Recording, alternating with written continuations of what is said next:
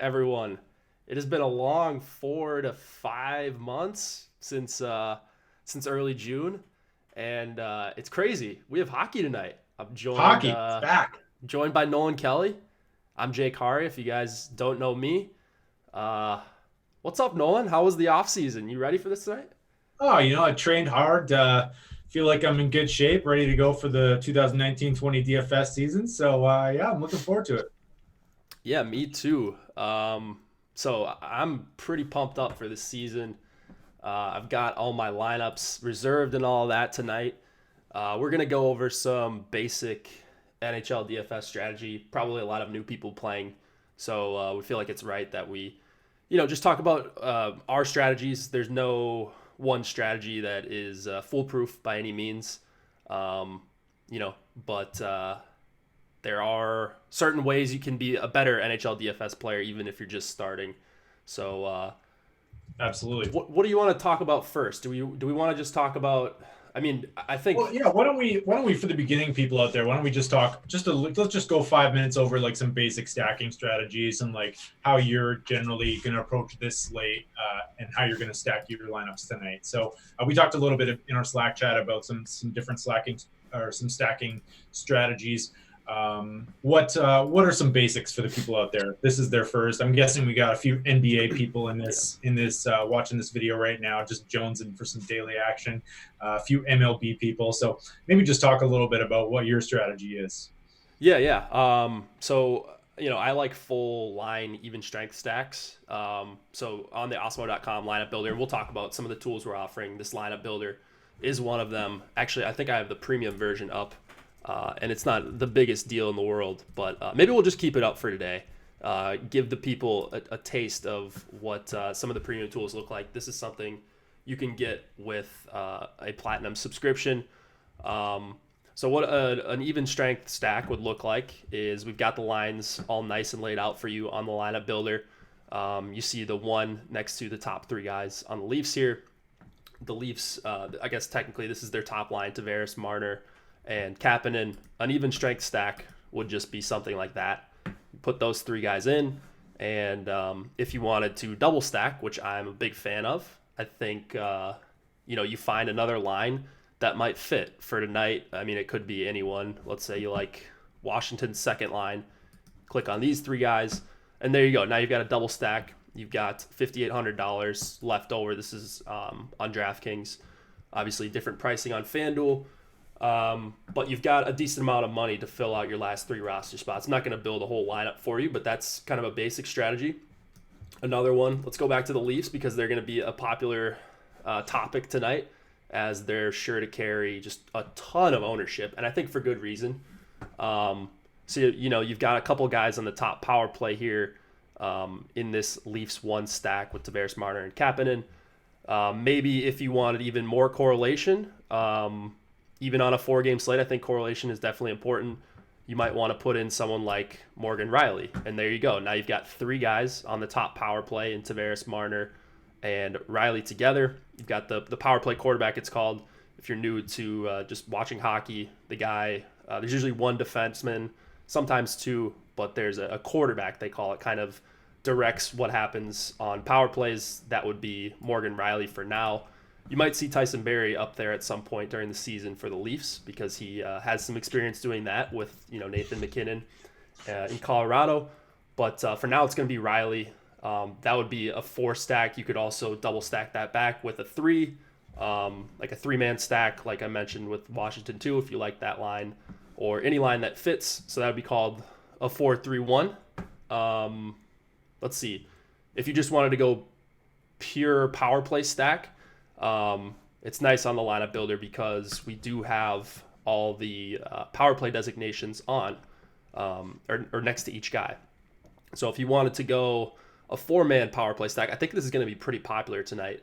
Power play 1 is usually the better unit. On some teams, there's 2 viable power play stacking units. So like Vegas tonight, they've got 2 stacked power plays because they're just kind of balanced across the board with their forwards. And they've got 2 really good power play quarterbacks in Schmidt and Theodore. So you could stack either the PP2 or the PP1 for that team. But like a team like Toronto, they're pretty stacked on the top unit. A team like Tampa, same thing. Boston, their second unit sometimes doesn't even play. So I would stick to playing the power play one guys if you are power play stacking, at least to start out with until you get the feel for each team's kind of tendencies.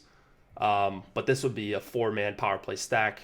Get some differentiation with the double center, Tavares, Matthews, and then you still got a power play 1 winger in Marner. You could swap him out for Andreas Janssen if you wanted to save a little bit of money there. And you've still got the quarterback with Morgan Riley. So those are some of the basic stacking strategies. I think kind of covered the main 3. You could do a 3-3-2. You could do, what do we do? 4-3-1, 3-3. You can game stack. Obviously, don't use the goalie. Don't correlate your goalie if you're doing that. I think that goes without saying, but you never know. If you type in the wrong settings in Fantasy Cruncher, might get yourself into some trouble. I mean, the name of the game in NHL DFS is just correlation, at least in my opinion.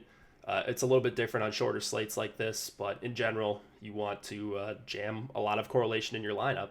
And it's similar to baseball in that, yeah, you can bank a tournament by taking a bunch of one-offs, but I think you want to have some sort of stacking in your lineup, if at all possible, unless you're playing cash, of course. Yeah, exactly. And that's the thing. You're sacrificing some upside for some correlation, but more often than not, I think the advantage comes from you stacking your lineups and hoping that other people aren't stacking enough. That's one of the key advantages. Honestly, like tonight, you just went over the Leafs a little bit. We'll get into that as we go on, but you're going to want to be one of the dangers with stacking and with stacking full line combos is that they're in a large tournament like the one we have on DraftKings tonight and on FanDuel. You have 30,000 people, I think, in that $10 tournament. Yep. So that's going to mean a lot of Leafs 1 and Leafs 2 stacks are going to be duplicated. So you really got to think about it tonight. We're not used to tournaments this big in NHL. They're usually a little bit smaller. I think you probably have to really think about that as when you're going in and not doing like something like a Leafs 1 and Vegas 2. I'm pretty sure that's going to be the most common combo tonight. So when you're stacking, you really want to think about the combos that you're using together and making sure you're not stacking, say, 2 very chalky lines together, because that's a recipe for disaster in large GPPs as well. We also saw last year some different kinds of stack combinations. Osimo was using a unique combo last year. I believe he was using a 3-2-1, where I think on smaller slates too, where he was stacking one line, then 2 players from another line, and then a really high-priced center. I noticed like it was Nathan McKinnon once. I think it was I can't remember who it was, but just what's that? Sagan. I always mess up the pronunciation. Whatever. You guys know who I'm talking about. So exactly. There's another one. We got power play stacks. So there's a number of different ways, but just make sure that you're basically the players that you're playing are going to be on the ice together at the same time. Yeah, that's what you want. I mean, power play. There's always times to do that. I think even strength stacking is a good place to start. You don't have to full stack if you don't want to. It just depends how good you think you are at picking one-offs, and you still have to stack the right line. So it's not a foolproof strategy either. Just running 3-3s. You still have to be on the right guys. You still have to get the right defenseman, and then of course goalie can make or break your slate. As you'll see, I'm sure tonight there will be some people tilting on Twitter. It's gonna be it's gonna be a fun year, I think, and with these new DraftKings scoring. That's kind of the big topic of discussion.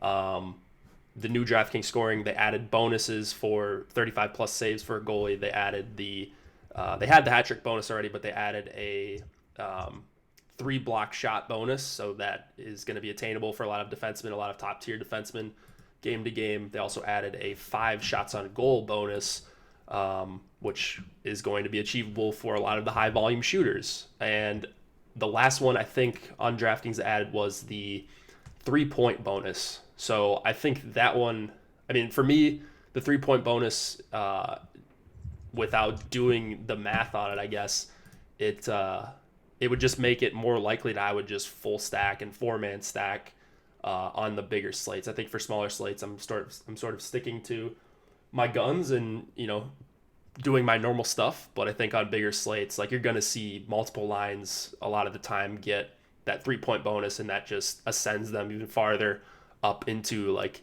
the you have to have them category. So that's what I think about the 3-point bonus. I mean, the shot bonus, I think is a pretty good one. I like that they added that. I think shots are the most predictable thing.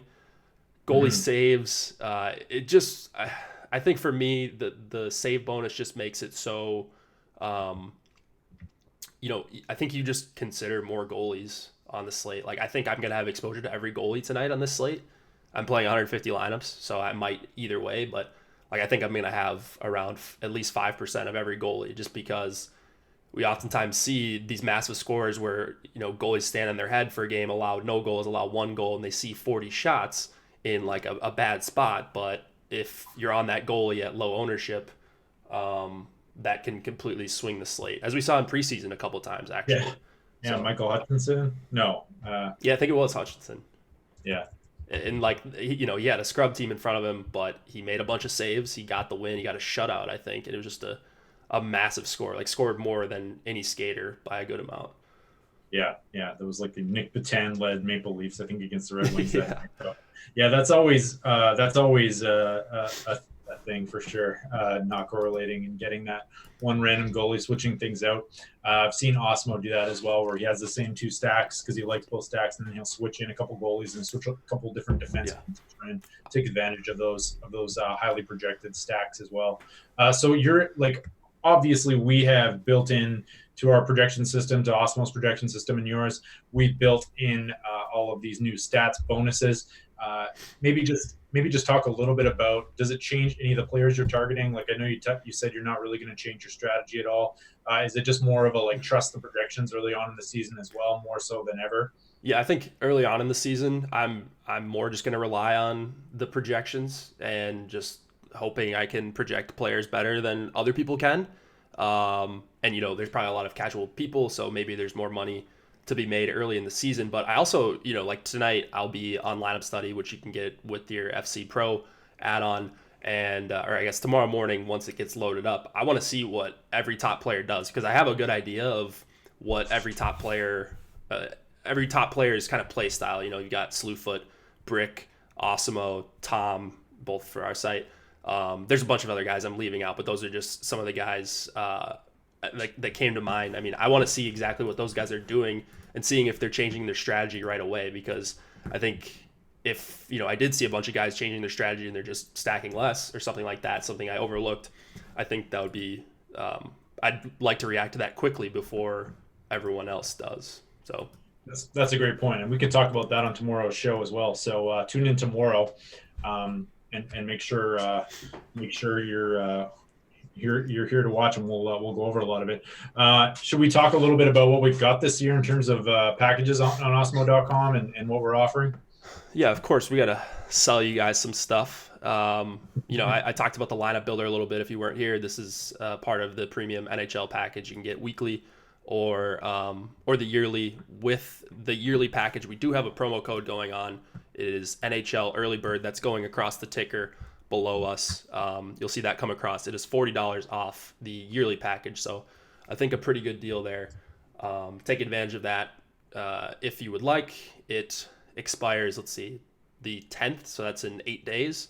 And yeah, I think that's what you're going to want to see, or that's what you're going to want to use if you do indeed choose to get your premium package. But with that package, you've got line changes. That's a premium article this year that is written by you. Nolan goes through all the beats on Twitter all day. It is a pretty tedious task, but he especially today, there's just not a lot there, but it can be helpful as the season goes on for sure. Yeah. So you want to talk about a little bit what you do? I mean, you synthesize all this information and highlight spots where maybe some of the sites like Daily Faceoff and Left Wing Lock are incorrect on certain guys, and it leads to you playing the correct stacks while other people aren't.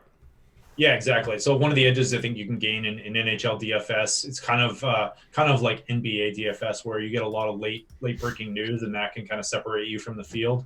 So there are 2 points in the day where that happens. One is during morning skates, which is usually around like 11 to 12 Eastern time for each team, or 11 or 12 o'clock, I should say, for each team. And then pregame warmups as well. So I focus on those game day skates and just see what's going on.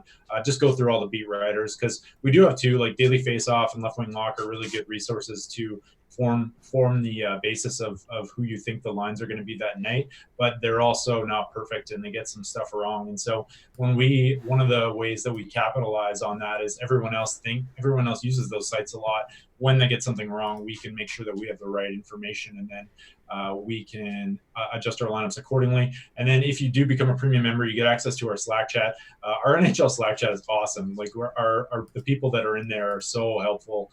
We have Vots, we have Wassel, we have Slim Cliffy this year, and everyone is just like, the whole goal is just to get all the information as much as possible, as quickly as possible, right about a half hour before lock, so that when that information comes out, we are able to adjust accordingly. I, for example, qualified for the Daily Fantasy Championship on Draft Street just because there was like a 2 minutes before lock, there was a last minute news Ovechkin was in. This is like 4 years ago or something like that, 5 years ago. And that can win you tournaments. So it's really important to be on top of that in Nhl Dfs. And if you subscribe, you get access to both that article and the Slack chat. So super good stuff there. As well, we should mention our sponsor, Yahoo. I get to play on Yahoo now because I'm Canadian, which is great. A lot of the Canadians, Homer Cleese is Canadian. I don't know, lots of Nhl Dfs touts are Canadian. Cliffy's Canadian, yeah. Cliffy's Canadian. There you go. So we get to finally play on Yahoo tonight. Their contests are a little bit smaller, but 235 entries, $12 entry fee is theirs. But I'm going to go over there and play. I'm going to build a few lineups on there for sure, because if you've experienced it on NFL at all, there are a lot less sharps on Yahoo. Sure. You can't upload CSVs, which means you're not getting a lot of pros entering their 150 lineups. So I've been profitable every single week in the NFL this year, and it's not something I can say that I've been profitable on Draftkings other sites. So Yahoo's great. I love it. So go check it out. Yeah, I was pleasantly surprised with the contest they came out with for NHL. So hopefully that keeps up. It looks like they were filling Nhl Dfs without Canadians, so it's nice. It looks like they were filling up pretty good. So I think if you guys, if you want to get in those contests, get over there now. There's only about 50 spots left in that big one. So yeah. Jeff in chat says you sound congested. I am very congested right now. This is miles better than what I was like 2 days ago. So consider yourselves lucky. I don't even know if I would have been able to do a show. So got sick at the right time, right in between MLB show, the MLB shows ending, and then the NHL shows starting. So been laying low for the past couple of days, but this is the cure. This is the cure tonight. NHL DFS starting up. We got 8 months of this straight. It's gonna be pretty amazing. Okay, going back to the premium packages, just to put a bow on this, as Josh says all the time. So I'm kind of stealing that phrase from him, but we will have projections. We have them out on the site. Those were built by Alex with, I helped him a little bit with projections that we offered last year. Those are mine. So we sort of combined some of our best strategies that we used in building projections into one model. So we're offering that. Those will be updated throughout the day. Let's see, what else am I forgetting, Nolan? Am I forgetting anything else? Oh, something that we're looking to offer that I think is going to happen in the next couple weeks. We are very optimistic that we're going to make it happen. We're looking to offer ownership projections for NHL this season. Not something that's easy to find like it is in NFL and NBA and other sports like that. So we're looking to offer ownership projections this season. Guys behind the scenes, guys that are much smarter than me and Nolan, Tom, Alex, Eddie, really some of the best minds in DFS are working behind the scenes to offer some NHL ownership projections. Just need a few days of data in the regular season, and we think we can get to something that's really awesome and something that I think a lot of other sites don't have. All right. 100%. Let's dive into these games, man. Let's go. I'm ready. Let's do it. Yeah. So the chat's a little bit behind. They were just asking about ownership projections. So there you go. Just another reason to join. Again, use the early bird discount. NHL early bird is the promo code that'll come across the screen a bunch of times on the ticker below us. All right. Here we go, man. Ottawa Senators and Toronto Maple Leafs. We've got a 2.6 implied total for the Sens, 4 flat for Toronto. Craig Anderson, Frederick Anderson in their respective nets. What do we have for any unexpected line changes that you saw? Nothing unexpected. Just that Jason Spezza is a scratch tonight. Pretty much everything expected. Most of the stuff, most of the line changes I'm going to talk about tonight, we don't really have much in terms of anything unexpected from morning skates today. So we have Morgan Riley on the power play one, Austin Matthews, and it's basically two forwards from each of the top lines on the power play one. So that makes power play one stacking a little bit creative there.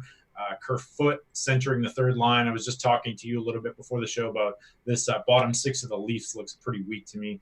And then you got Tyson Barrie and Jake Muzzin on the second pairing there. Looks like Barrie's in the power play too. And rookie Rasmus Sandin as well jumping in. He's on the third unit. I think he's probably going to be the most popular cheap defenseman tonight. He's $2,800, something like that. So I would probably avoid him in my chalkier lineups just because I think a lot of Leafs fans are going to be going there. They're excited to play the youngster. That's about it from the Leafs side, though. What are you seeing here? Yeah, nothing crazy. We both mentioned the loss of Zach Hyman for Toronto, usually playing with Tavares and Marner for the most of last season. That's probably a little bit of a loss defensively, but offensively, I mean, you add in Kapanen to the Tavares Marner combo. It looks like it should work out okay for them. Leafs are expected to be one of the best teams in NHL this season. Could not have drawn up a better matchup. Ottawa was just awful last year defensively for most of the season. You would expect them to be in the bottom tier, and that's probably putting it nicely defensively this season. I mean, just so many high danger chances and scoring chances against and shot attempts, and the Leafs just generate as much as anyone. So you put the Leafs at home with the benefit of last change. I'm not even sure if it matters which line Tavares, Marner, and Kapanen go up against, and same thing with the Matthews line as well. But it's going to be favorable. I think Tavares is probably going to see the most time against Colin White, and Tkachuk and Connor Brown. And it's just phenomenal. So the Leafs are going to be mega chalk tonight. I think there's no doubt about that. Maybe a Vegas line gets higher in total than all of them, or than one of the Leafs stacks here.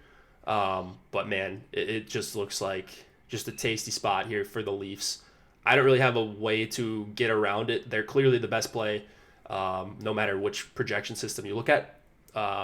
Well, very likely, depending on what you think about the Cody Glass situation in Vegas. But I would just try to be somewhat different with your Leaf stacks. That's really all I'm going to try to do, and just mix and match different defensemen with the teams that I stack with these Leafs top two lines. I think Josh stacking, which is named after Josh Harris, one of my online friends, 5-6 man stacking with the Toronto goalie and sort of an onslaught. I think that's more than in play, especially on a shorter slate, something I like to deploy in a few of my lineups in my 150. So I think I'll have all sorts of Leaf stacks. It's really just the top two lines. Do you have anything else to add on the Leafs, Nolan? No. I guess I'm just looking at the third line here in terms of pricing as a filler stack, but they don't super really cheap. protect all that well. They're super cheap. I think if you want to get creative and Josh stack this, you could go 1-3 or 2-3 combo in large GPPs. That could be a successful way to do it.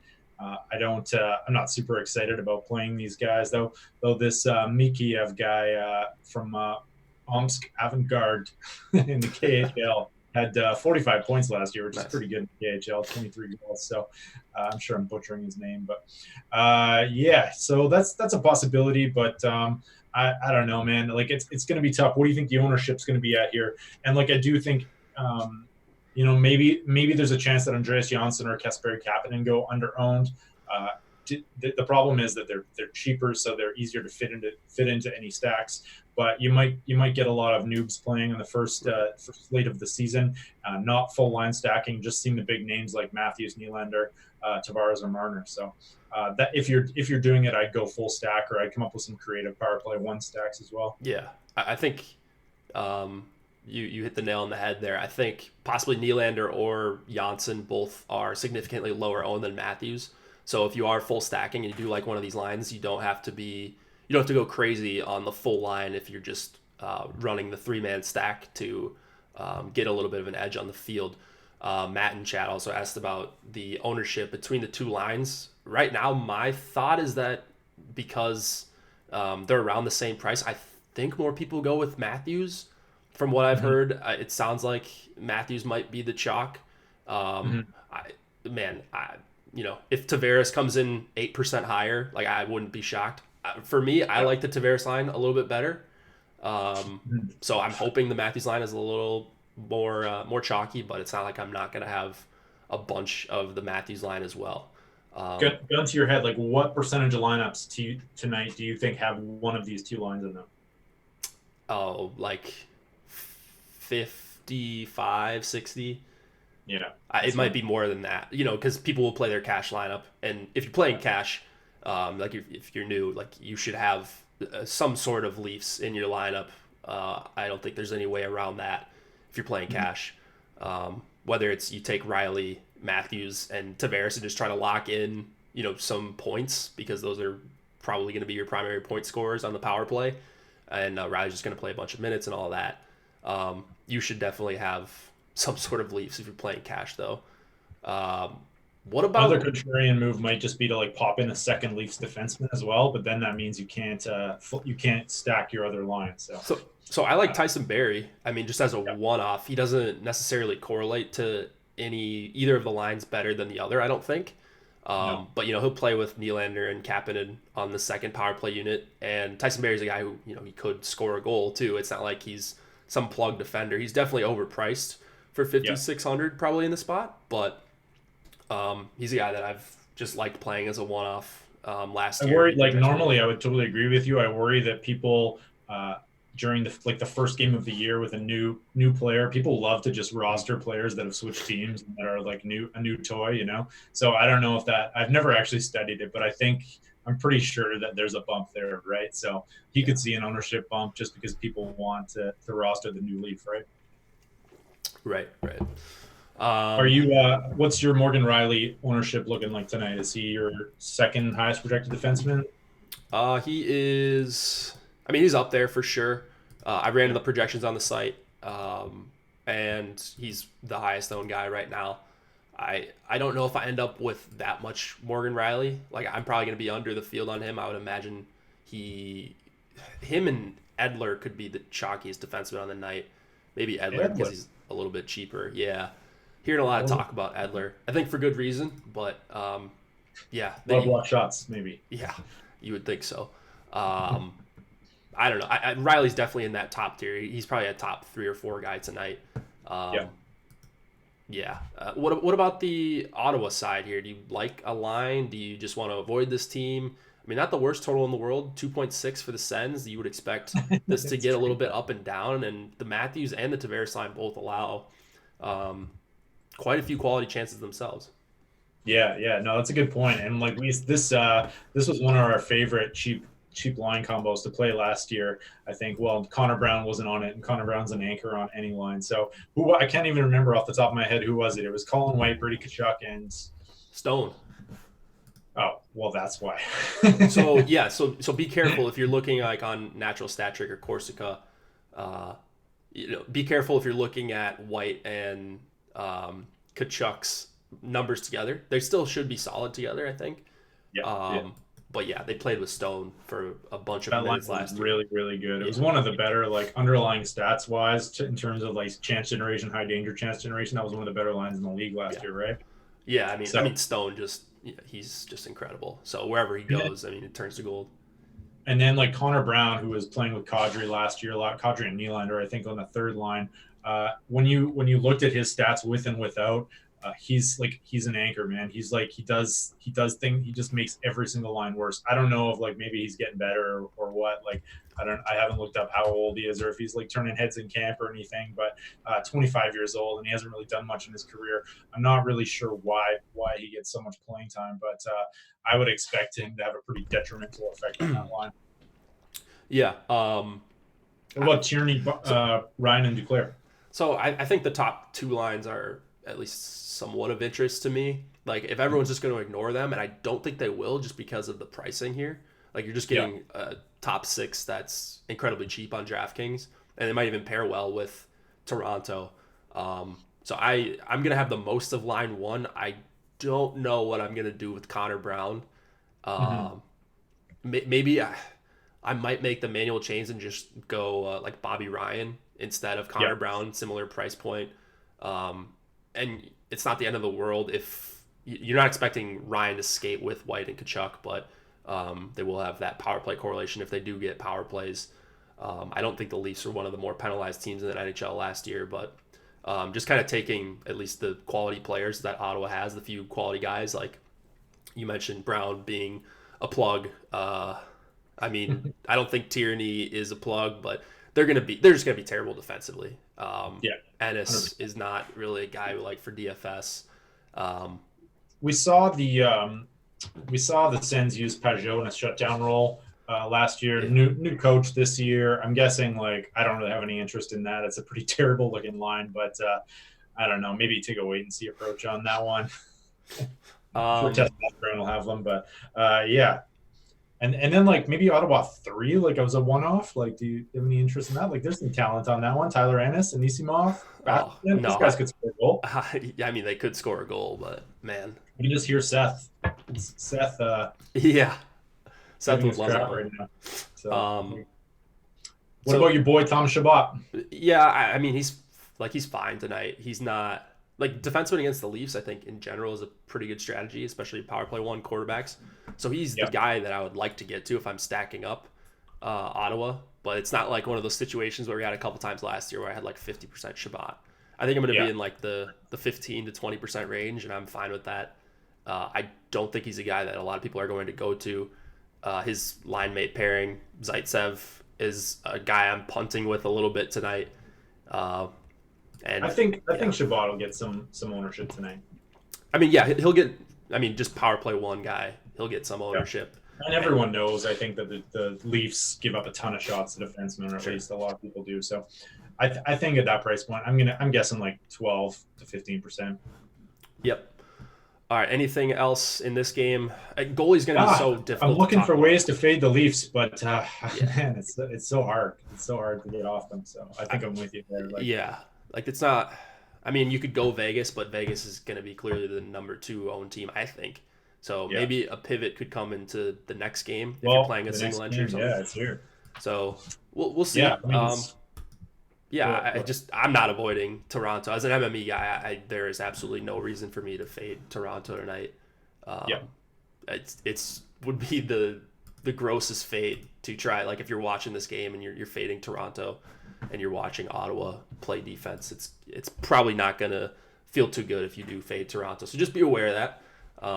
Single entry, maybe you go elsewhere. You play like Tavares, Marner, Mini Stack, or Matthews, Janssen, or something like that, and yeah, differentiate. But yeah, this is the best spot of the night, I think. yeah, for sure. All right, we got Blues.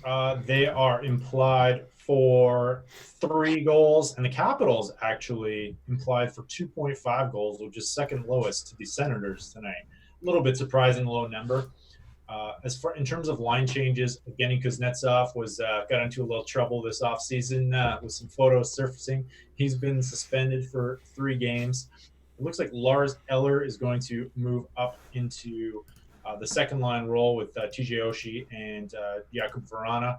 And then the third line, I don't know. It gets pretty gross down there on that end. And then one thing I noticed on St. Louis, one of the B writers tweeted out their power play units. Daily Faceoff has them reversed right now, so they have the O'Reilly unit as the top unit, and the beat writers seem to think that Shen, Tarasenko, Schwartz was the number one unit, which I would probably, I don't know, like it's kind of tough because that O'Reilly unit has Petrangelo and Falk on it, and the Shen Tarasenko unit has Dunn. So I'm assuming this is a 1A 1B scenario. I'm not weighing too much into that. Um, yeah, I'd love to hear your thoughts on this one. What are you thinking line matching wise? Are we going to see O'Reilly pretty much up against Ovechkin the whole game? I mean, that's my general read. I think I don't think the Blues should be worried about playing Shen, Schwartz, Tarasenko against the Backstrom line. I mean, this Backstrom Ovi Wilson line gave up, I think, closer to 16 high danger chances against per 60, which is a pretty big number for a line with a big sample size, and I think they're generally known as a line that is good defensively, but it's not like they're one you can't attack, especially when they're on the road here. So I like St. Louis a ton here. I mean, that's not going to be shocking to anyone that watched our show last year. I felt like I was on St. Louis every single slate. And, it's pretty amazing, actually, because we were like, when we were looking at those stats in like December, and we were like, why is St. Louis the worst team in the NHL? Like, and it was shocking because like the underlying stats were just showing that they were one of the better teams. Right. And that was one of those crazy situations where, hey, they go from worst to first within a season and end up winning it. And like, if you followed along, like that kind of like really, I really noticed that, like in terms of looking at underlying stats as a means to predict future performance, because that team was just way better than their record indicated at that point. Yeah. So I think they were last on like January 1st or something like that, and they ended up winning the cup. So crazy stuff like that happens in the sport. I mean, they snuck into the playoffs, I think, like with a game or two remaining, but. Yeah, I think a lot of people, anyone that looked at like the stats, the underlying stats would have said, yeah, this team is not a last in the league team. And then they just turned it to a whole new level. And man, they were awesome in the playoffs. So won me a little bit of money in our pool too. So Great. I like the Blues. And I like them here a lot. The Caps were a team I like to attack a lot last season. And I will be doing so again because essentially their roster is about the same, and like St. Louis's top line is incredible. I guess it's not even in my opinion; they're just awesome at 5-on-5. They're fully correlated on the power play. You could play them with Dunn. You could probably play them with Pietrangelo as well because they're going to skate some at even strength. I think you're going to see O'Reilly and Perron and Sammy Blais against the Backstrom Ovi Wilson line. I'm not sure that really matters for St. Louis's sake. St. Louis 2 is not a line I'm getting to very much. I feel like that's one that I should be playing more of because if they're going to be stuck on this line that is allowing so many chances, then I would like to get more of them. But from a projection standpoint, they don't really grade out all that well for the projections on the site. So St. Louis 1 is by far my favorite play here. Shen and Schwartz are way underpriced, and I think Tarasenko is probably a little bit underpriced for this spot as well. Yeah, that's the thing. Like the real thing. Like I'd love to get this more with St. Louis too, but with Shen and Schwartz under 5K on DraftKings and Tarasenko under 7K, that's just such a bargain. So I'm curious to see what their ownership will be like tonight. Washington gave up the second most scoring chances and second most high danger chances against last year as a team. Kuznetsov out, though, that will probably help. And I think Lars Eller is a better defensive center than I guess Kuznetsov, and Backstrom was on that second line last year for the most part. So there's probably a little bit better off defenseman. I wouldn't be surprised if they tightened this one up a little bit. But at the same time, I'm going to force in some St. Louis too, I think, just because that Washington one line is so bad defensively, and they're probably going to get a matchup. Do you have any thoughts on St. Louis 3 or 4 here? Because I kind of like St. Louis 4 in a few lineups tonight.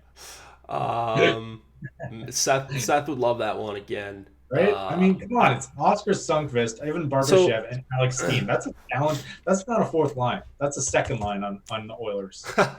Yeah, I think you put me and you on the Oilers. We might be a second line. Throw us in there with Nugent Hopkins. I don't like. I'm not playing any fourth lines tonight. At least that's my plan. If one sneaks in, because just to get another Toronto lineup, I mean, that's fine. I'm probably not going to X them out. It's borderline for me to play a fourth line in the slate with 150 lineups. I'd still avoid it unless you're just playing a massive amount of lineups. Like it looks like I'm going to be winning all the money then. I mean, you could play St. Louis 4. Sundqvist is not a fourth line player, I don't think. No, nor is Steen. Steen's a good player, man. He used to be, I think, but yeah, he used to be. Maybe I haven't looked at the stats in a while. Maybe he's no good anymore. Of all the fourth line, help me out here. Of all the fourth lines on the slate, they're the best, right? Let me do a quick scroll. I mean, yeah, it's definitely not in that last game. I think actually Vegas is the best fourth line. Vegas, Ryan Reeves, Nosek on Carrier, yeah. Carrier. I think they're not terrible, but for DFS, they're pretty bad. Reeves always pots the odd goal. I like that stuff. Are you getting in on the Washington side? Are you getting any of this game? Washington 2 at all? They're pretty reasonably priced with Lars Eller in there. Uh, So yeah, Washington one tough matchup, obviously. St. Louis is just so tough. Like based on the stuff that I look at when they're at home, they've got O'Reilly. Like it's not a good even strength matchup for Caps one here. Wilson's not on the top power play, so that it's just a little bit of less correlation than what you're seeing on some other lines for Washington one. Um, Maybe you power play stack it here. Like it's gonna be a contrarian play, but I I don't like the spot at all for the Caps. No matter how much I try, like I can't get myself to play much of anyone on this team in this matchup. Fair enough. You got anyone? I mean, so Ovi's gonna get ownership, right? But Yeah. like Yeah. I the think he'll get full his standard. stack, like if if you're playing 150 or you're playing 20 lineups, you want to do 1 out of 20 and just go Ovechkin, Backstrom, Wilson. That's how I would do it. Like That's a good point, right? Like they can score in the power play. Backstrom and Ovi on the power play one. If you want a one off as well, Richard Panik uh, is on oh the yeah, power play one as well. So if you need like a cheap filler and you're going like a 3-2-1 stack or something like that, you can pop him on. He scored 20 goals as well before, so it's not totally crazy, but yeah, I like that as a contrarian move because I think like you're probably looking at probably about 5% ownership for Tom Wilson and maybe like a little bit more for Backstrom, right? So as a contrarian stack, I think that works. As an Ovechkin one-off, I think it's probably a terrible play on a night like tonight when you're kicking off the season and you're going to get a lot of people just stuffing McDavid and Ovechkin into their lineups. yeah. Yeah, so Ovi, I mean, he just always gets ownership. Like he always, yep. always. Like it's higher than I expect Yep. on these shorter slates, just because people have extra money, they're stacking up. They might take out a guy like Sammy Blais and play Ovechkin because they've got the extra salary remaining. And that's fine. Like especially with these new bonuses, just one offs in general, I think become more interesting on shorter slates. So it's not like he's a bad one, but he's going to be a popular one-off for the people that are one-offing, I think. Yeah. We're hard pressed. We got to hustle. Yeah, we don't have a show after this, do we? Oh, we don't. All right, so we can go a little bit late. I mean, yeah, if we go a couple minutes over, I don't think the people would mind. I think people are pretty excited for hockey being back. Nice. Defenseman here. I mentioned Pietrangelo. Carlson's the guy I would go to if I'm going to Washington. PP stack, obviously. But no one that's a huge priority play for me. Just want to mention the goalies quick. I don't really like either one here. This is like my least favorite game to play goalies with the new scoring. I think it's going to be probably not massive shot totals on either side. Maybe St. Louis gets there, but I think if St. Louis does put up some goals here, it's going to be on really quality chances, and those are obviously the hardest to save for Holtby. So just volume-wise, it's supposed to be a closely contested game. I think the Capitals are usually a bad matchup for goalies for obvious reasons, but also just because they don't generate a lot of shots. Surprisingly, like they generated 22nd in the league in shots last year, and they do get a lot of high danger chances out of those, a disproportionate amount out of those chances. So don't usually go to the Capitals. You're better off probably going to someone like I don't know tonight, maybe this 2 games from now, Marc-Andre Fleury or something like that. But we'll see. Yeah. All right, I'm just responding to a guy. Yeah, no worries. Yeah, so Vince Dunn as well is an interesting one-off, especially if you want to stack him up with, or if you want to stack him up with St. Louis 1, just because they're on that power play together, and I don't think Vince Dunn's going to get any ownership. And there's not really this defense range on this slate is a pretty dead range from the $4,000 to $5,000. Maybe like Oscar Klefbom will garner some ownership. That's about it, really. Quinn Hughes maybe on the lower end for Vancouver, but it's pretty gross in there. People usually pay up or pay down for D, so you'll get some ownership advantages in there if you want to go with someone like Dunn. Yeah, all right. Let's go on to the next game. Oh, someone's asking for articles. If you go to the homepage, you can go to the Power Play articles. Just click on the NHL homepage on Osmo.com. And you can see Votz's power play articles. He runs through some players he likes, some stacks. I have the cheat sheets out there, and you can kind of get a good idea of who are some decent plays and maybe some guys that are going to get ownership as well in those articles. So that's the free stuff. Other stuff you find behind the paywall: projections, hopefully ownership projections, and premium Slack line changes, all that good stuff. All right, Vancouver, Edmonton, 2.8 implied total here for the Canucks, 3.2 for the Oilers. Markstrom, Mike Smith in net here. Connor McDavid's good for Edmonton. Outside of that, gross. Not I great. thought for a minute we I might got see McDavid with Draisaitl, and then yeah, I would be pretty interested in playing a ton of Edmonton. And we still probably will see them together at some point, but it's not going to start off that way. And yeah. yeah, I don't Yeah, know. it's not to start off. They did do that last year where you'd see them put together in the third if they didn't start together. But this is pretty gross. Joaquin Nygaard and James Neal with McDavid, Draisaitl, Nuge, and Zach Cassian there.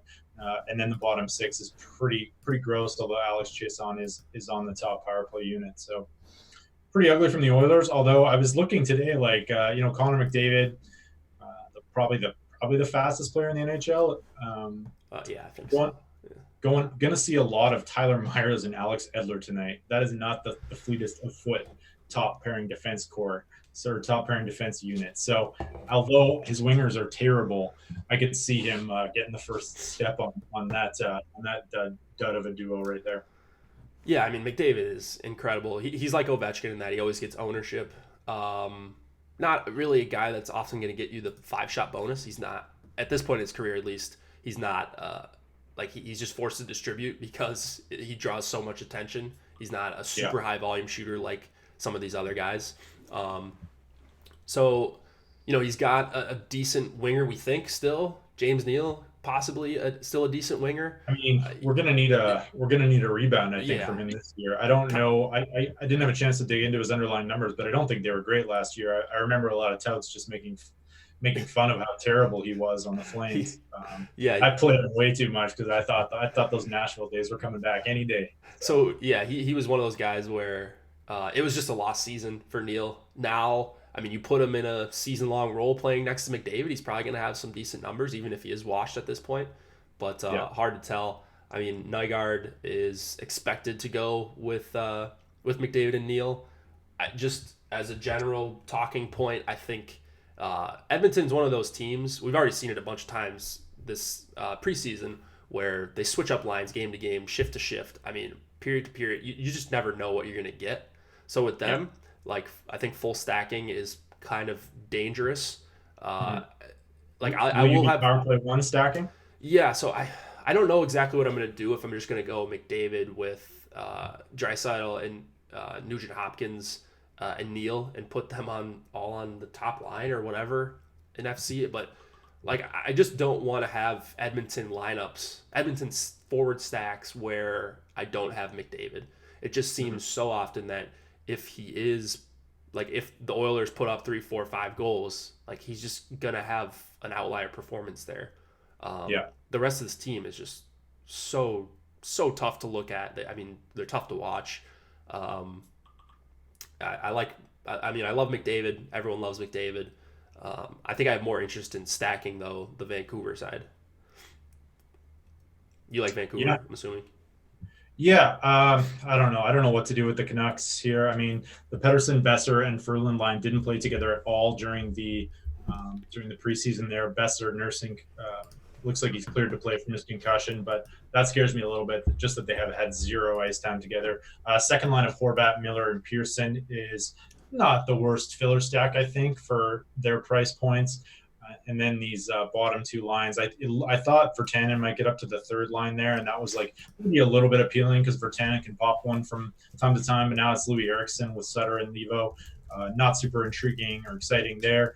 On the D side of things, Quinn Hughes not on the power play 1 unit yet, so Edler is going to be taking that over, but he's cheap.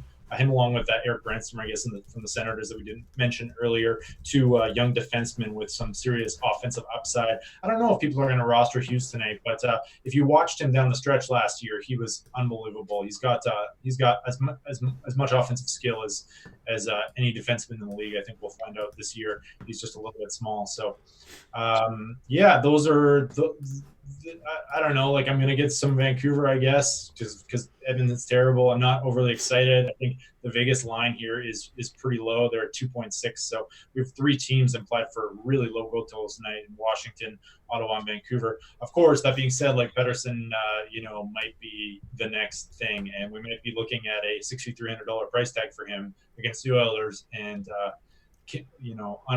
in like 6 weeks time, and when we're paying 7,600 for him, and wish we would roster more of them. So Yeah, I mean, you certainly could be right on Pedersen. People are asking again what they're asking for advice for kind of newer players. I'm gonna link your article you wrote the other day. I'm trying to find it. yeah, maybe throw in our. I saw a question in chat about fantasy cruncher building. Maybe throw, if you have that link in there, throw that. Yeah, in there. so if you guys, I mean, that one's easier. If you just search Fantasy Cruncher NHL, where I think we're the first video that comes up, or one of the first, Osmo.com, you'll be able to find our faces popping up when you click through those videos. Nolan and I did probably like a 35-40 minute video last year on just beginner tips for NHL DFS for Fantasy Cruncher. And you can, of course, get your Fantasy Cruncher add-on with your premium sub at Osmo.com. So it's called Top 5. Is it called 5? I think it's just called 5 Rules for Beginners, I believe. So let me link this article real quick. There we go. And head on over to the Osmo main page as well, because Alex has his NHL primer out, which was really helpful too. So yeah, all right. So going back to this game quick. I like the Vancouver side. I mean, everyone's going to like the top line, I think, and they're awesome. But I really like the second line as well. I think JT Miller, I think this is a pretty good spot to be next to Bo Horvat.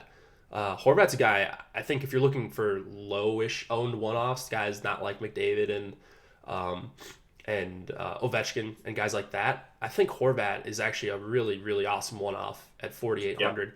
Should be a guy that projects pretty well, but not a brand name guy. And he's probably going to be able to generate some offense against whichever Edmonton line they go up against for the majority of the game. Don't really have data on any of these lines in this game. I mean, we do with Besser and Pedersen, but not with Ferland. So we would expect the top line to be good. I think the second line is going to be pretty decent, at least Horvat and JT Miller. And we've just got no data on this Edmonton team because they just like to it's a carousel on their lines, I think is the best way to put it. They're just going round and round with everyone swaps every single shift, it seems like. Edler is one of the best values of the slate, I think, at 5,100. I also really, really love both Nurse and Clefbaum. If you're looking to go mini stack, McDavid, Clefbaum mini stack, I think makes for a pretty fun one. Yeah, absolutely. I actually like that call a lot, Vancouver too, because like for the price point, it's essentially a filler stack. It's $13,000 on DraftKings, a little bit pricier on FanDuel. So I would probably be more inclined to play them on DraftKings, but that's very reasonable, and you can fit them in with another top line, and they could easily produce at a top line rate. JT Miller on the top power play unit as well. Yeah, man, I like it a lot. I really like Vancouver, and I do like Markstrom as well. In your non-Edmonton lineups, of course, that probably goes without saying. Anything else here before we move it on to the last one? Do you have any strong thoughts on Quinn Hughes at all? You gonna play him a little bit, or no? I just way prefer Edler. So I think you're not getting the punt price, like you're not getting the Ethan Bear price. I should also mention Ethan Bear for 2,600 is a quality punt option. You're just not getting that kind of low price. And like you mentioned, he does have the skill, but I'm kind of a wait and see on him, at least tonight, just in a price range I'm not getting to all that often. What about my boy Troy Stetcher at $2,900? Maybe if he was playing like 30 minutes like he was last season for a point, but not on the third pair. I think I won or finished second in a GPP because everyone had Stetcher and I switched to Biega at the very last second. Do you remember that? Yeah, Biega, man, if that guy ever got power play time, more than God. Like 12 minutes. Shoots more than anyone. Shoots as much as Brent Burns. He's wild. He's down in the minors, unfortunately, so we won't get a chance to play him tonight. Shocking. All right, let's go to the last game of the night. We've got a lot of tournaments going to be decided in this one, I think. Yep. San Jose, Vegas, 2.9 implied total for the Sharks, 3.6 for the Golden Knights. Marty Jones, our favorite guy, going up against Marc-Andre Fleury. Some history, some recent history between these two Yeah. teams. Let's see. Vegas was up 3-0 in Game 7. Sure to go on to the next round. And there was a phantom. I can't remember. It was a 5-minute major. I can't remember what the actual penalty was, but it was a phantom penalty. And yeah, San Jose ended up coming back, scoring a bunch during the 5-minute major. Vegas ended up tying the game, getting it to overtime, and then Marty Jones and the Sharks prevailed. So Vegas got something to prove here. Not that that matters for DFS, but I think this is going to be the most fun game to watch tonight, and one that hopefully I could stay up for. 10:30 Eastern. That won't be difficult for you, but that'll be 9:30 my time. We'll see if see if my lineups are dead by this time, but I'm really looking forward to watching this. I don't know how the East Coasters do it, man. I wouldn't be able to. Yeah. So as far as changes, you've probably already heard Evander Kane is out for this one. Joe Pavelski is no longer a Shark, which means 2 new forwards in the top 6 for the Sharks. Not the most exciting players ever. Lean Bergman, 20-year-old rookie, had 29 points in the Deutsche Eishockey Liga for the Isselhorn Roosters, which is my favorite Deutsche team. I don't know about you. But he's on the second line with Thomas Hertl and Lucas Radl. And then Daniel Eichen. Just nailed that pronunciation right there, Jake. He's from Larislav Lokomotiv from the KHL. 19 points in 40 games. Not exactly a standout. Slim Cliffy in chat today said, from what I know about Yurtikin, he's basically Tyler Ennis. As far as Bergman goes, he's a pure shooter who scored a lot in a trash league. Not sure what the comp is there. Wouldn't be too excited about other guys. So not super exciting from the Sharks. That total is very low. It's actually kind of surprisingly low. I'm a little bit scared off, but I guess if you're going to roster it, you probably want to go with the top line there. We also have our third line, but Kevin LeBanc is not on the power play, so the bank is closed. Thornton and Sorensen. Always a cheap line with 2 guys who don't shoot very much, and LeBanc, who scores all of the goals. And then on the Vegas side of things, the most exciting play or the most exciting news there is that Cody Glass is on the second line. He's super cheap, former 6th overall pick in the same in the Elias Pettersson draft. Makes his debut, first Vegas draft pick to play for the team. And then that moves Paul Stastny down, Peter Stastny. I think I want to call him his dad. Peter Stastny.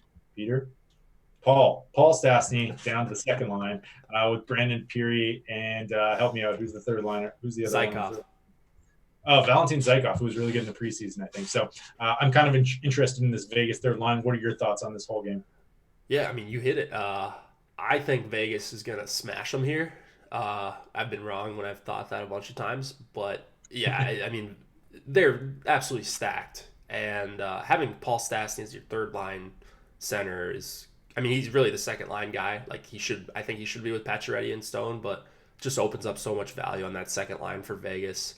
I think as full stacks, I rank it as Vegas 1, Vegas 2, Vegas 3. So there's no hot take there, but I think I'm going to be over the field on the third line pretty easily. They grade out exceptionally well for me. I mean, everyone on Vegas is in play. I'm going to have Josh stacks of them, 5-6 man stacks with 2 lines, power play stack. I think Martin Jones, and I think we both think Martin Jones, and a lot of the NHL DFS community thinks he's bad. Maybe he stands on his head here. I think he's going to get peppered, though. And Vegas just looks like the way, way better team to me. I wish I could have a strong take on one of these lines, but I'm playing a ton of them. If you're playing cash games, I think some guys I would consider on Vegas would be Pacioretty. You could probably consider Stone. Maybe there's some other guys in that price, but I think you could even consider Glass at 2,800. Yeah, I don't play cash very much, at least, but it's always difficult. I don't know how to project him, like if he's going to be a high volume shooter or what, playing next to Pacioretty or Stone. So I'm not sure what I have a hot take. I think that Vegas 2 is going to go over owned tonight compared to Vegas 1. because of that glass price discount. So I agree. I'm kind of leaning, just like they're both great lines, and Vegas 2 is the better. Actually, I don't even know if they're the better deal. But they're going to be the more exciting play because of that glass price point. So, because he's an unknown quantity and because he's going to get ownership, I'm going to have probably more Vegas 1 tonight. I think I will as well. Like on a raw points basis, I like Vegas 1 better. Um, Yeah. I don't know. I mean, who knows? Maybe it's just not a good fit between Glass, Pacioretty, and Stone. I can't imagine. Like I think I'd play myself for 2,800 between Pacioretty and Stone. Yeah, I can't right. even really skate. Second assist, just racking them Yeah. up. So I mean, it just could not be a better spot for a center playing between these two guys. I mean, it could, but few skaters better scoring winger combinations than Pacioretty and Stone on the same line. Yeah. I guess we should talk about the Sharks. There's only 8 teams right now, Mhm. and you can't just cross one off. The We can't, Sharks we still can't do. just not talk about your boy Brent No, Burns. yeah. Well, I was talking about forwards. I mean, Couture and Meyer. That's a really nice combo. I love them when they're together. And you mentioned LeBanc, 4,700 playing with Thornton and Sorensen. That line Too had some expensive. success last year, but their overall numbers weren't that great. Yeah. So I think I'm going to be mostly sticking to Couture, Meyer. I'll probably include Danil Y, I'll call him right now, because this is not the show for pronunciations. And then play Burns, play Carlson. It doesn't really matter to me. They're priced, I think, both appropriately for this slate. It's not like a smash spot, so you may even see less ownership on these guys than what you would normally see because Riley's going to get ownership, Edler's going to get ownership, and a lot of people don't like paying up for both defense spots. I really do. So I will be playing Carlson and Burns in the majority of my lineups, or at least one of them. Yeah. I don't mind playing them in the same lineup together. I know it's not great correlation, but I think they can both get there without the Sharks having a massive game, even if they only score a couple goals. I think both the block shots and the shots on goal bonus are going to be in play for Carlson and Burns every single game this year.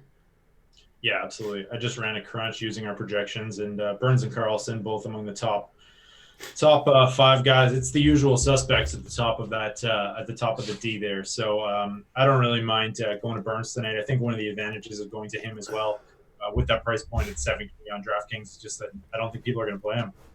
I think people are going to load up on the Leafs tonight and Morgan Riley, and I wouldn't be surprised to see him come in at around like 10% ownership tonight. So sign me up for some Brent Burns in a bad spot, but one of the things I think we talked a lot about on the show is just paying up at D. You like to pay up at D.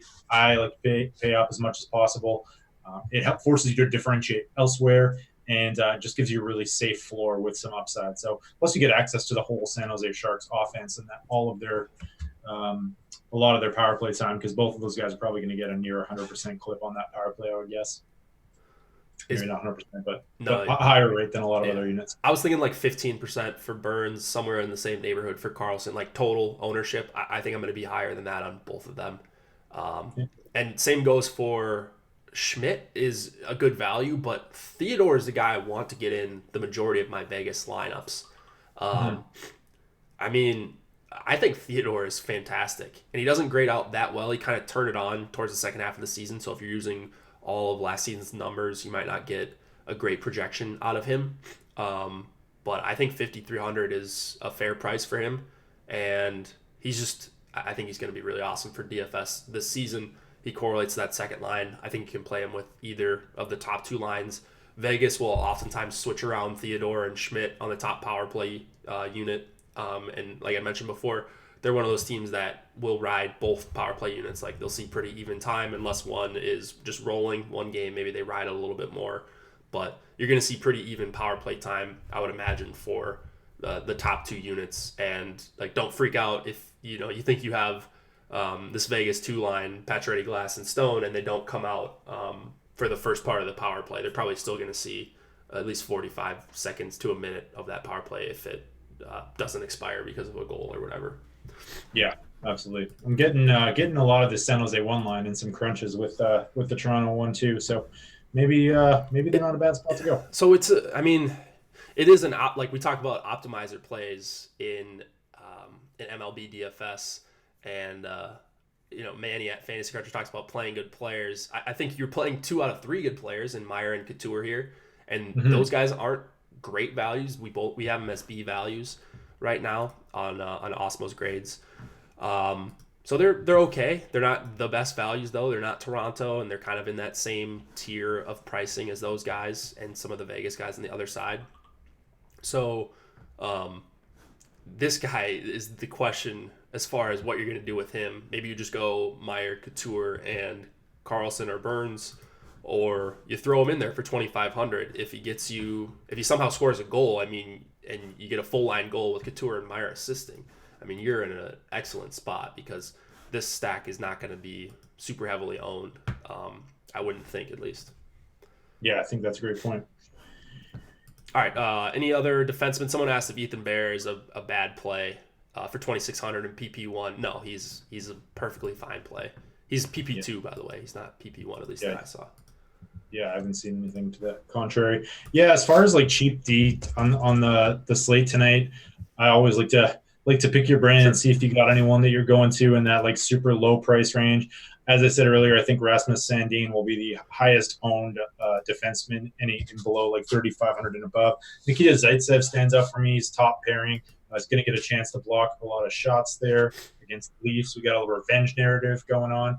Dmitry Orlov is another guy that I might look to. It's a bad matchup, but with Matt Niskanen no longer on Washington, he's going to be on the power play too moving forward. So maybe not the game for him, but just for future slates, you might want to consider rostering him. That's about it. The only other guy that I think our projections are high on is actually Stetcher, but I'm not as high on him. Third pairing, I don't think he's going to get that much ice time. He's kind of he's a bit of a you're pretty much hoping for second assist if you're playing him. That's about what he offers. He's not a huge shooter. He only had 2 goals last season, so that's about it down low for me. What about you? You got anyone you're looking at? Yeah. And another reason why I don't like Hughes as much is because I just prefer Nate Schmidt for the same price on DK. So that was why I wasn't getting to like any Hughes at all. Oh, and Tyler Myers right there. Yeah. Ethan Bear, we just talked about him, but 2,600. Probably going to see some even strike time with McDavid skating with Clefbaum. You would think if he sticks with Clefbaum, he's probably locked into about 18, 20 minutes, somewhere in there. And yeah, he's on the second power play. Not that it really matters for Edmonton, I don't think. Super cheap, maybe Siegenthaler. Yep, that's Cliffy's guy. Cliffy likes the Siegenthaler. I don't know where I'm at on him. I guess I do know where I'm at on him. I'm not really playing him tonight, but 2,800 top pairing D. I think Carlson's going to play a ton of minutes. Siegenthaler's not going to get the top power play time, of course, but 2,800. Like, you're just skating a ton of minutes. There's a lot more opportunities to score points compared to a guy like Stetcher, who's going to be third pairing and probably playing around 14, 15 minutes. Yeah, fair enough. And maybe Brendan Dillon would be the last one to round that out, but not super high on him either, though he is cheap. Jake, if you're creating 5K lineups, how many times do you have him? Who are we talking about there? Because you're creating 5,000 lineups tonight, Jake? I don't know. Maybe I am. But that wasn't in the plans, I suppose. I'm creating 150 though, at least. I'm trying to figure out what I'm gonna do if I'm gonna run 150 or 300 unique lineups on DK. I'm playing on FanDuel as well, playing the 150 on the $4. I think it's 20K to first. So these are some big prize pools. I want to do my part to help fill these, and hopefully get lucky and big a tournament, or maybe even 2. Take home. What's the top price then? 50K on DK? Yeah, it's 50K on DK. There's some mini maxes available if you guys haven't gotten in those. Pretty good way to practice mass multi-entry. Fantasy Cruncher is a great way to do that with the FC add-on. You can get FC Pro with lineup study. We'll be going over some lineup study stuff tomorrow on the show. We'll try to lead off with that and recap the night before. So hopefully we can recap someone in chat, or one of you or me or Tom or Alex or someone like that taking down a big tournament, or at least close to it. Anything else you want to mention before we head out of here, Nolan? I like where your head's at. Let's take it down tonight. Thanks for tuning in, guys. I think this is our record for most people watching, maybe outside of the NBA All-Star break. So hopefully we can convert some of you NBA fans into NHL fans. And if you, just in case you missed it earlier, we got that Slim Cliffy as one of the better DFS players out there joining us this year. He's going to be doing Monday shows with you, I believe. Yeah, that's the plan right now. There's some shorter slates, so maybe we'll work him in somewhere Yeah. where we have a decent sized slate. But Yeah. he'll definitely be a recurring guest on the show. He'll be doing some power play articles for us, and then the usual guys as well. If you guys need me, I'll be in Slack. I'll be building lineups for the next hour and 45 minutes. So if you got any questions, I'll try to help you out as best I can. And good luck tonight, guys. NHL is back. This is very exciting. So we look forward to seeing you guys tomorrow. Please feel free to hit the like button on your way out, as it helps us continue to offer this kind of content for free. Good luck tonight, guys.